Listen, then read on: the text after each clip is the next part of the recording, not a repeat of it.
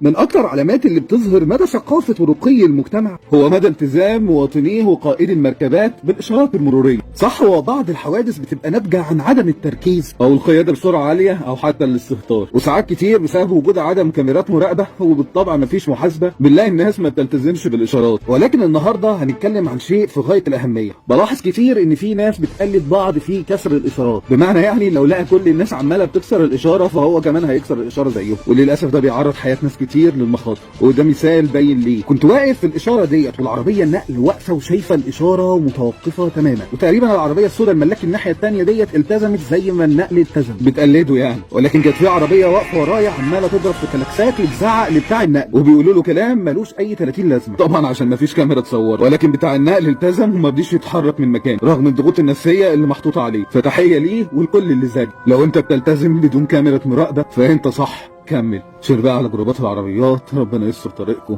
سلام.